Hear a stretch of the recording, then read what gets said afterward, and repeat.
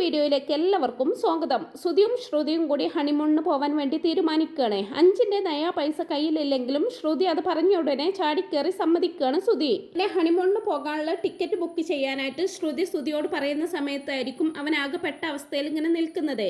അങ്ങനെ ചിന്തിച്ച് നിൽക്കുന്ന സമയത്തായിരിക്കും അച്ഛൻ അമ്മയെ 1 ലക്ഷം രൂപ ഏൽപ്പിച്ചിരുന്നത് ഓർക്കുന്നത്. അവൻ പെട്ടെന്ന് തന്നെ അത് പോയി കൈക്കലാക്കുകയാണ് കേട്ടോ ചെയ്യുന്നത്. അങ്ങനെ മോഷ്ടിച്ച ക്യാഷ് കൊണ്ട് സുധി ആൻഡമാനിൽ പോകാനുള്ള ടിക്കറ്റ് എല്ലാം ബുക്ക് ചെയ്യുന്നുണ്ട്. പാർലറിൽ നിന്നും തിരിച്ചെത്തുന്ന ശ്രുതിയോടെ നെക്സ്റ്റ് വീക്ക് തന്നെ നമ്മൾ രണ്ടുപേരും ആൻഡമാനിലേക്ക് പോകുന്നു, ഞാൻ ടിക്കറ്റ് ബുക്ക് ചെയ്തിട്ടുണ്ടെന്നൊക്കെ സുധി പറയുമ്പോൾ ഒത്തിരി സന്തോഷമാകുന്നുണ്ട് അവൾക്ക്. അത് കൂടാതെ മോഷ്ടിച്ച ക്യാഷിൽ നിന്നും ടിക്കറ്റിന്റെ ബാക്കിയുള്ളത് തന്റെ ഫസ്റ്റ് സാലറി ആണെന്നും പറഞ്ഞുകൊണ്ട് ശ്രുതിയുടെ കയ്യിൽ കൊടുക്കുകയാണ്. നിന്നെ കുറിച്ച് ഓർക്കുമ്പോൾ ഒരുപാട് അഭിമാനം തോന്നുന്നു സുധി. നിന്റെ ആദ്യത്തെ ശമ്പളം എന്റെ കയ്യിൽ കൊണ്ടുവന്ന് തന്നില്ലേ, എനിക്ക് ഒരുപാട് അങ്ങ് സന്തോഷമായി സുധി. ഞാൻ ജോലി ചെയ്ത് എന്റെ കയ്യിൽ ക്യാഷ് വന്നിട്ടുണ്ടെങ്കിലും അന്നൊന്നും ഞാൻ ഇത്രയധികം സന്തോഷിച്ചിട്ടില്ലെന്നും പറഞ്ഞു ഒരുപാട് അങ്ങ് സന്തോഷിക്കുകയാണ് കേട്ടോ അവള്. പിറ്റേന്ന് ചന്ദ്രമതി അലമാര തുറന്നു നോക്കുമ്പോൾ ആ ക്യാഷ് അവിടെ ഇല്ലെന്ന് കാണുന്നതും ബഹളം വയ്ക്കുന്നുണ്ട്. എന്നെ തന്നെ ചന്ദ്ര സുധിയെ വിളിച്ചിട്ട് ചോദിക്കുമ്പോ എനിക്കറിയില്ലെന്ന് കള്ളം പറയാണ് അവൻ. ചന്ദ്രമതി ഒന്ന് ആലോചിച്ചതിന് ശേഷം ഇന്നലെ രേവതിയുടെ അനിയൻ ഈ വീട്ടിലേക്ക് വന്നിരുന്നല്ലോ, അവനായിരിക്കും എന്റെ പണം മോഷ്ടിച്ചതെന്നൊക്കെ പറയുമ്പോ അതെ അമ്മേ, അവൻ തന്നെ ആയിരിക്കും എടുത്തതെന്ന് പറയുകയാണ് സുധിയും. രേവതിയുടെ അനിയൻ തന്നെ ആയിരിക്കും ആ ക്യാഷ് എടുത്തതെന്ന് ശ്രുതിയും പറയുമ്പോ ശ്രുതി വേണ്ട, വെറുതെ അനാവശ്യം പറഞ്ഞാൽ ഞാൻ അത് കേട്ടോണ്ടിരിക്കില്ലെന്നും പറഞ്ഞുകൊണ്ട് അവളോട് ദേഷ്യപ്പെടുന്നുണ്ട് രേവതി. എനിക്ക് സംശയം അമ്മയുടെ ടുട്ടുമോനെ തന്നെയാണ്, അവനോട് ചോദിക്കുന്നത് പോലെ ചോദിച്ചാൽ അവൻ സത്യം പറയുമെന്നൊക്കെ സച്ചി പറയുമ്പോ എന്താ കരുതിയിരിക്കുന്നത് സച്ചി, വെറുതെ വായിൽ തോന്നിയത് വിളിച്ചു പറയല്ലേ. വീട്ടിലിരിക്കുന്ന ക്യാഷ് തന്നെ മോഷ്ടിച്ചോണ്ട് പോകേണ്ട കാര്യമൊന്നും സുധിക്കില്ലെന്നൊക്കെ പറയുമ്പോ പിന്നെ 50 ലക്ഷം ഇവൻ അടുത്ത വീട്ടിൽ നിന്നാണല്ലോ എടുത്തോണ്ട് പോയത്, എനിക്കുറപ്പുണ്ട് ആ ക്യാഷും ഇവൻ തന്നെയാണ് എടുത്തതെന്ന് തറപ്പിച്ച് പറയുകയാണ് സച്ചി. എനിക്കുറപ്പുണ്ട് രേവതിയുടെ അനിയൻ തന്നെയാണ് മോഷ്ടിച്ചത്. എടാ സുധി, ഇവരോടൊന്നും സംസാരിച്ചിട്ട് കാര്യമില്ല, നീ പോലീസിനെ വിളിക്ക്. പോലീസ് വന്ന് ചോദിക്കേണ്ടത് പോലെ ചോദിക്കുമ്പോൾ ഇവളുടെ അനിയൻ താനെ സത്യം പറയും എല്ലാം ചന്ദ്രമതി പറയുമ്പോ ഇല്ലമ്മേ, അവൻ ഒരിക്കലും ആ പണം എടുക്കില്ല, അവൻ പഠിക്കുന്ന പയ്യനാണ്, വെറുതെ ഓരോരോ പ്രശ്നങ്ങൾ ഉണ്ടാക്കി അവന്റെ ഭാവി ഇല്ലാതാക്കി കളയരുതെന്നൊക്കെ പൊട്ടിക്കരഞ്ഞുകൊണ്ട് പറയാണ് രേവതി. ഒന്ന് പോടി, എന്താ സുധി നീ നോക്കി നിൽക്കുന്നത്, ഞാൻ പറഞ്ഞത് കേട്ടില്ലേ, പോലീസിനെ വിളിക്കുന്ന വീണ്ടും പറയുകയാണ് ചന്ദ്രമതി. പോലീസ് വരട്ടെ, അത് തന്നെയാണ് നല്ലത്, നീ സമാധാനപ്പെടും രേവതി, അടുത്ത് തെറ്റ് ചെയ്തിട്ടില്ലെന്ന് നമുക്കറിയാലോ, പിന്നെന്തിനാ നീ ഇങ്ങനെ വിഷമിക്കുന്നത്, ക്യാഷ് എടുത്തതെന്ന് അവർ തന്നെ കണ്ടുപിടിച്ചോളും എന്നൊക്കെ ഇങ്ങനെ സച്ചി പറയുമ്പോ സുധി പേടിയോടെ ഇങ്ങനെ നിൽക്കുകയാണ്. ചന്ദ്രമതി ഉടനെ തന്നെ രേവതിയുടെ വീട്ടുകാരെ വിളിച്ചു വരുത്തുന്നുണ്ട്. എന്താ വെറും കൈയോടെ വന്നിരിക്കുന്നത്, ഇവിടെ നിന്ന് കട്ടോണ്ട് പോയ എന്റെ ക്യാഷ് എവിടെ എന്നൊക്കെ ചോദിക്കുന്നുണ്ട് ചന്ദ്രമതി അവരോട്.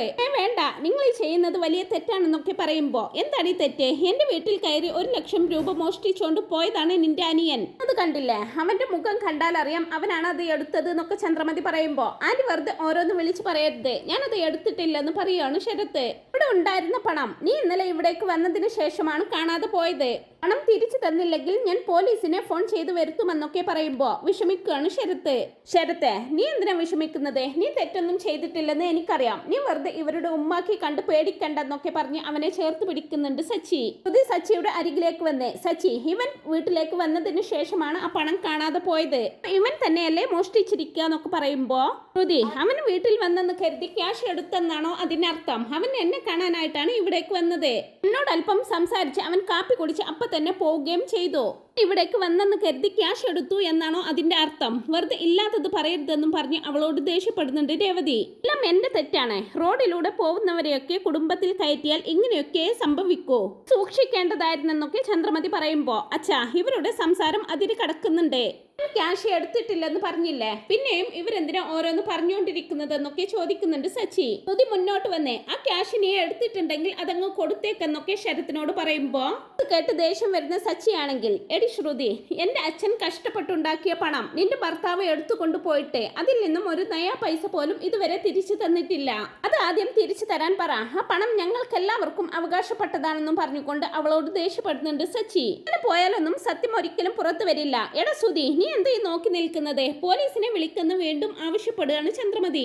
പോലീസൊക്കെ എന്തിനാണ് അമ്മയെന്ന് ഒരു പരുങ്ങലോടെ സുധി പറയണതും. അതെ, പോലീസ് വരട്ടെ രേവതി, നീ ധൈര്യമായിട്ടിരിക്കെ, നീ പോലീസിനെ വിളിക്കടാ, ബാക്കി ഞാൻ നോക്കിക്കൊള്ളാമെന്നൊക്കെ സച്ചി പറയുമ്പോ സുധി വേറെ വഴിയില്ലാതെ ഫോൺ കയ്യിലെടുക്കുന്നുണ്ട്. അപ്പോഴേക്കും ഒരു കൊറിയർ ബോയ് ആ വീട്ടിലേക്ക് എത്തുന്നുണ്ട്. ആരാണ് സുധി, നിങ്ങൾ ടിക്കറ്റ് ബുക്ക് ചെയ്തിരുന്നല്ലോ ഹണിമൂണിന് പോകാനായിട്ട്, നിങ്ങളുടെ ടിക്കറ്റും ബാക്കി ബാലൻസും കൊണ്ടുവന്നിട്ടുണ്ട് എന്നെല്ലാം പറയുമ്പോ സുധി വേഗം ചെന്ന് അവന്റെ കയ്യിൽ നിന്നും അത് വാങ്ങിക്കുന്നുണ്ട്. കൊറിയർ ബോയ് ബാലൻസ് ക്യാഷ് കൊണ്ടുവന്നിരുന്ന കവറ് ചന്ദ്രമതി പണം സൂക്ഷിച്ചിരുന്ന അതേ കവറായിരിക്കും. സച്ചിക്ക് അത് കാണുന്നതേ സംശയം തോന്നുന്നുണ്ട്.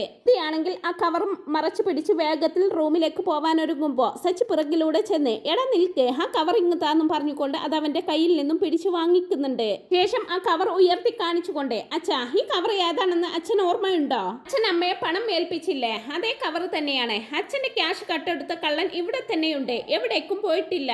പണം മോഷ്ടിച്ചത് ഈ സുധിയാണ്. ഇതാ എല്ലാവരും കണ്ടോന്നും പറഞ്ഞുകൊണ്ട് സച്ചി ആ കവർ ഉയർത്തി പിടിക്കുമ്പോ എല്ലാവരും ആകെ ഷോക്ക്ഡ് ആവുന്നുണ്ട്. വീട്ടിലോടെ നിൽക്കുന്ന ചന്ദ്രമതിയോട് അമ്മേ പോലീസിനെ വിളിക്കാമെന്ന് അമ്മ പറഞ്ഞില്ലേ, ഇപ്പൊ വിളിക്കുന്നില്ലേ എന്നൊക്കെ ചോദിക്കുന്നുണ്ട് രേവതി. ലക്ഷ്മി അമ്മ മുന്നോട്ട് വന്ന് ചന്ദ്രമതി ഞങ്ങളെ എന്ത് വേണമെങ്കിലും പറയാമെന്ന് നിങ്ങൾ കരുതിയോ? നിങ്ങൾ ആരുടെയും ഒരു രൂപ പോലും ഇതുവരെ എടുത്തിട്ടില്ല, ഞങ്ങൾക്ക് അതിന്റെ ആവശ്യമില്ല.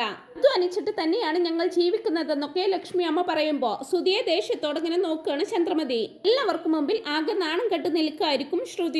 ചെയ്യാത്ത തെറ്റിനെ എന്റെ കുടുംബത്തെ വിളിച്ചു വരുത്തി അപമാനിച്ചില്ലേ, ഇപ്പൊ എന്താ അമ്മ ഒന്നും മിണ്ടാതെ നിൽക്കുന്നത് എന്നെല്ലാം രേവതി ചോദിക്കുമ്പോ അത് എങ്ങനെ മിണ്ടാൻ പറ്റും രേവതി? മോഷ്ടിച്ചത് അവരുടെ മോൻ തന്നെയല്ലേ? ഈ പാർലർ മദാമേ, മോഷ്ടിച്ച ക്യാഷ് കൊണ്ട് തന്നെ നിങ്ങൾക്ക് ഹണിമൂണിന് പോകണമല്ലേ എന്നൊക്കെ സച്ചി പറയുമ്പോ ആകെ ചൂളി നിൽക്കുകയാണ് ശ്രുതി. ശ്രുതി എന്താ ഒന്നും മിണ്ടാതെ നിൽക്കുന്നതെന്നൊക്കെ ശ്രുതി ചോദിക്കുമ്പോ അത് ശ്രുതി എന്നും പറഞ്ഞുകൊണ്ട് ഒന്നും പറയാനാവാതെ നിൽക്കുകയാണ് അവൻ. പണം എങ്ങനെയാടാ നിന്റെ കയ്യിൽ വന്നത് പറയടാന്നും പറഞ്ഞുകൊണ്ട് രവീന്ദ്രൻ സുധിയെ അടിക്കാനായിട്ട് സുധിയുടെ നേർക്ക് ചെല്ലുന്നുണ്ട്. തന്നെ ചന്ദ്രമതി ഒന്ന് ചിന്തിച്ചതിന് ശേഷം അവിടെ ഒരു നാടകം കളിക്കുകയാണ്. അയ്യോ ഞാനത് മറന്നു പോയതാ, ഞാൻ തന്നെയാണ് ആ പണം അവന്റെ കയ്യിൽ ടിക്കറ്റ് എടുക്കാനായിട്ട് കൊടുത്തത്. നശിച്ച തലവേദന കാരണം എന്തൊരു മറവിയാണ് എനിക്ക് ഈശ്വര എന്നൊക്കെ പറഞ്ഞുകൊണ്ട് സുധിയെ രക്ഷിക്കുകയാണ് ചന്ദ്രമതി.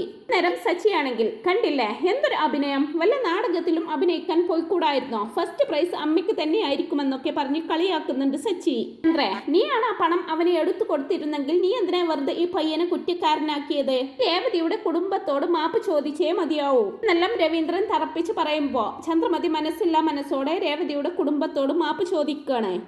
ഞാനാണ് മാപ്പ് ചോദിക്കേണ്ടത്, ഞാൻ അങ്ങനെയൊന്നും പറയാൻ പാടില്ലായിരുന്നു. മോനെ നീ എന്നോട് ക്ഷമിക്കടാ, എനിക്കൊരു തെറ്റ് പറ്റിപ്പോയി എന്നെല്ലാം ശരത്തിനോട് കൈ കൂപ്പിക്കൊണ്ട് പറയുകയാണ് ചന്ദ്രമതി. രേവതി നീ എന്നോട് ക്ഷമിക്കണം, അമ്മയ്ക്കൊരു തെറ്റ് പറ്റിപ്പോയി, മോളതൊന്നും മനസ്സിൽ വെച്ചേക്കല്ലെന്ന് ചന്ദ്രമതി രേവതിയോടും പറയുമ്പോ അതെല്ലാം കണ്ട് കൈയടിക്കുകയാണ് സച്ചി. കൊള്ളാം അച്ഛാ, മികച്ച നടിക്കുള്ള അവാർഡ് എവിടെയെങ്കിലും കൊടുക്കുന്നുണ്ടെങ്കിൽ അത് അമ്മയ്ക്ക് തന്നെ കൊടുക്കാൻ പറയണം. കണ്ടില്ലേ എന്താ ഒരു അഭിനയം എന്നൊക്കെ പറഞ്ഞ് സച്ചി അവരെ പരിഹസിക്കുന്നുണ്ട്. രേവതിയുടെ വീട്ടുകാരി യാത്ര പറഞ്ഞു ഇറങ്ങാൻ നേരം ശരത്തെ ഇവര് പറഞ്ഞത് കേട്ട് നീ ഇവിടേക്ക് വരാതെയൊന്നും ഇരിക്കരുത്, ഇത് നമ്മുടെ വീടാണ്, നിങ്ങൾക്ക് എപ്പോ വേണമെങ്കിലും ഇവിടേക്ക് വരാമെന്നും പറഞ്ഞുകൊണ്ട് സച്ചി അവരെ യാത്രയാക്കുന്നുണ്ട്. ശേഷം സച്ചി ചന്ദ്രമതിയോടായിട്ട് കള്ളം പറഞ്ഞ് നിങ്ങൾ മകനെ രക്ഷിച്ചു, ഇവിടെ കള്ളൻ സുധി നീ എത്ര നാളെ ഇങ്ങനെ രക്ഷപ്പെടുമെന്ന് നമുക്ക് കാണാടാന്നും പറഞ്ഞുകൊണ്ട് സച്ചി അവിടെ നിന്ന് അങ്ങ് പോവാണ്. കേട്ട് ശ്രുതിയും സുധിയോടുള്ള ദേഷ്യത്തിൽ റൂമിൽ കയറി വാതിൽ അടക്കുന്നുണ്ട്. പിന്നീട് റൂമിലിരുന്ന് കരഞ്ഞുകൊണ്ടിരിക്കുന്ന രേവതിയെ ആശ്വസിപ്പിക്കുകയാണ് സച്ചി. കുടുംബം എത്രമാത്രം അപമാനം സഹിച്ചു കാണും ഇന്നെന്നൊക്കെ പറഞ്ഞ് രേവതി ഇങ്ങനെ പൊട്ടിക്കരയുമ്പോ നീ അതോർത്ത് വിഷമിക്കുകയാണോ വീണ്ടും? നീയാണ് പണം മോഷ്ടിച്ചതെന്ന് എല്ലാവർക്കും മനസ്സിലായല്ലോ, ശരത്തിന്റെ മേൽ ഒരു തെറ്റുമില്ലെന്നും തെളിഞ്ഞു, എന്തിനാ നീ വീണ്ടും കരയുന്നതെന്നൊക്കെ ചോദിക്കുമ്പോ ശ്രുതിയുടെ കുടുംബത്തെ കുറിച്ച് അമ്മ ഇങ്ങനെ പറയാൻ തയ്യാറാവോ? ഞങ്ങൾ പാവപ്പെട്ടവർ ആയതുകൊണ്ടല്ലേ അമ്മ ഇങ്ങനെ പന്ത് തട്ടിക്കളിക്കുന്നത് പോലെ ഞങ്ങളെ തട്ടിക്കളിക്കുന്നത്? പാവപ്പെട്ടവർ പണക്കാർ അങ്ങനെയൊന്നുമില്ല രേവതി, ഈ പറയുന്ന അമ്മയ്ക്ക് പോലും എന്താ ഉള്ളത്? ഞാൻ പോലും വെറും ഒരു ഡ്രൈവർ അല്ലേ, നീ എന്തിനാ രേവതി നിന്റെ കുടുംബത്തെ പാവപ്പെട്ടവർ ഒന്നും പറഞ്ഞിങ്ങനെ താഴ്ത്തി കെട്ടുന്നതെന്നൊക്കെ ചോദിക്കുന്നുണ്ട് സച്ചി. രേവതി ആണെങ്കിൽ അതൊന്നും കേൾക്കാത്ത രീതിയിൽ വീണ്ടും കരഞ്ഞുകൊണ്ടിരിക്കുമ്പോ സച്ചിക്ക് അങ്ങ് ദേഷ്യം വരുന്നുണ്ട്. എന്നോട് ഞാൻ കരച്ചിൽ നിർത്താനല്ലേ പറഞ്ഞത്? നോക്ക് രേവതി, നമ്മൾ കരഞ്ഞുകൊണ്ടിരുന്നാൽ മറ്റുള്ളവർ നമ്മളെ എപ്പോഴും കുറ്റപ്പെടുത്തിക്കൊണ്ടേയിരിക്കും. ചുമ പറയാറുണ്ട് നമ്മൾ സത്യം മാത്രം പറയണമെന്ന്, അങ്ങനെയുള്ളവർക്ക് നല്ലത് മാത്രമേ നടക്കൂ എന്ന്. കൊണ്ടൊക്കെയാണ് ശരത്ത് തെറ്റ് ചെയ്തിട്ടില്ലെന്ന് ഇത്ര വേഗം ഇവിടെ എല്ലാവർക്കും മനസ്സിലാക്കാൻ സാധിച്ചതെന്നൊക്കെ സച്ചി പറയുമ്പോ രേവതി അവനെ തന്നെ ഇങ്ങനെ ഉറ്റു നോക്കിക്കൊണ്ട് നിൽക്കുകയാണ്.